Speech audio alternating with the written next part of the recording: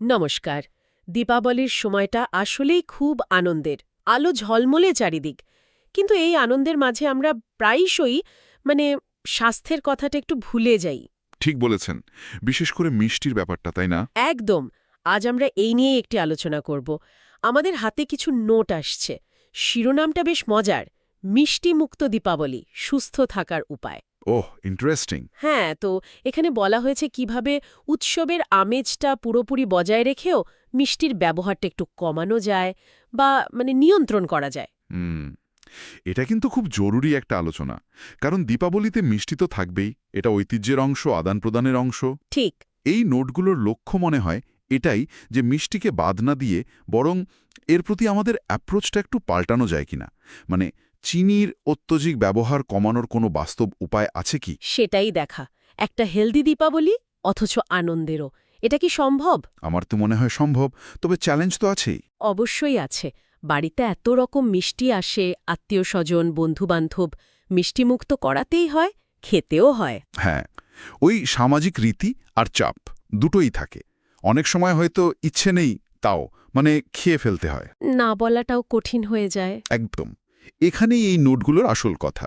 প্রথম আর সবচেয়ে জরুরি পরামর্শটা হলো ওই যে সাদা চিনি, পরিশোধিত চিনি, ওটার ব্যবহার যতটা সম্ভব কমানো। আর তার জায়গায় স্বাস্থ্যকর কিছু ভাবা। ঠিক। শুধু দীপাবলির জন্য নয় অবশ্য, এটা তো এমনিতেও একটা ভালো অভ্যাস, তাই না? তা বটে। তো বিকল্পের কথায় আসা যাক। নোটগুলোতে প্রথমেই গুড়ের কথা বলা হয়েছে।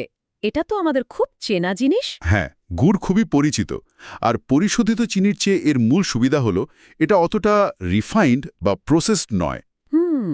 ফলে এতে কিছু মিনারেলস খনিজ লবণ বাগেরা কিছুটা হলেও থেকে যায়, যা সাদা চিনিতে তো প্রায় থাকেই না। একেবারেই থাকে না। নোটগুলোতে গুড়ের তৈরি মিষ্টির কথাও বলা হয়েছে। ধরুন গুড়ের পাঁপড় বা পেড়া, স্বাদও চমৎকার, আবার তুলনামূলকভাবে স্বাস্থ্যকরও। হ্যাঁ, গুড়ের সন্দেশ, রসগোল্লাও তো হয়। বেশ ভালো লাগে খেতে। অবশ্যই। সুতরাং এটা একটা খুব সহজ আর ভালো বিকল্প। গুড়ের ব্যাপারটা বোঝা গেল। কিন্তু এর পরের বিকল্পটা শুনে আমি একটু অবাকই হয়েছি। করলা। হ্যাঁ, হ্যাঁ, করলা। তেতো সবজি, এটাকে মিষ্টির আলোচনার মধ্যে আনাটা বেশ অন্যরকম। দেখুন, এটা ঠিক সরাসরি মিষ্টির বিকল্প হিসেবে বলা হয়নি। নোটগুলোতে স্বাস্থ্যের দৃষ্টিকোণ থেকে উল্লেখ আছে। ও আচ্ছা। বিশেষ করে করলা আর লেবুর রস মিশিয়ে পান করার কথা বলা হয়েছে। আসলে মনে করা হয় করলার কিছু উপাদান রক্তে শর্করার মাত্রা ব্লাড সুগার লেভেল নিয়ন্ত্রণে রাখতে সাহায্য করে।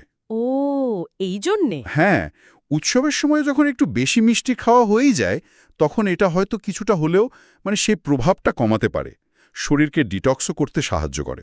কিন্তু স্বাদটা, ওটা তো একটা বড় ফ্যাক্টর। সে তো বকেই।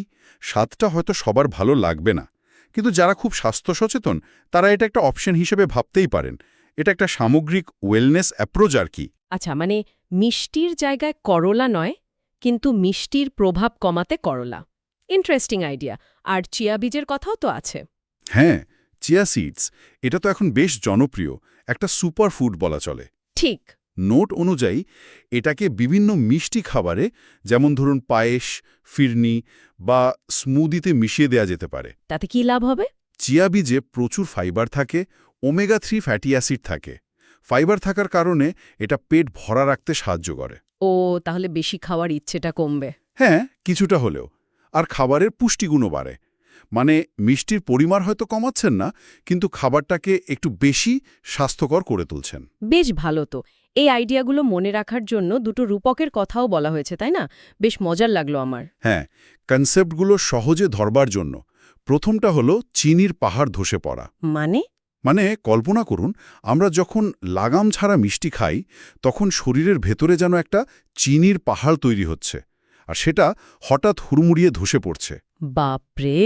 এই ছবিটা আসলে বোঝাতে চাইছে যে অতিরিক্ত চিনির প্রভাব শরীরের জন্য কতটা আকস্মিক আর ক্ষতিকর হতে পারে, যা আমরা বাইরে থেকে বুঝতে পারি না। এটা বেশ একটা স্ট্রাইকিং ইমেজ। মনে থাকবে। আর দ্বিতীয়টা? দ্বিতীয়টা হলো মিঠাই ব্যাংক।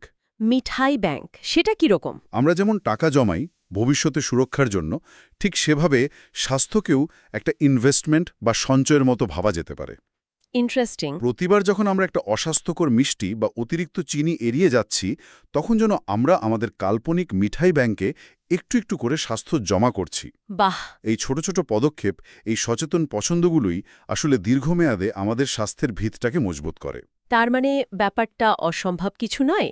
উৎসবের আনন্দও থাকলো, আবার গুড়ের মতো বিকল্প বেছে নেওয়া বা চিয়া বীজ মেশানো, এমনকি ওই করলার রস, এই ছোট ছোট চেষ্টাগুলো আমাদের মিঠাই ব্যাংকে ভর্তি করতে পারে। একদম, এটাই হলো সার কথা। এই নোটগুলো এটাই বলতে চাইছে যে একটু পরিকল্পনা করলে, কিছু স্বাস্থ্যকর বিকল্প বেছে নিলে দীপাবলি একই সাথে আনন্দময় এবং স্বাস্থ্যকরও হতে পারে। নিয়ন্ত্রণটা আমাদের হাতেই। শুধু একটু সদিচ্ছা দরকার। ঠিক।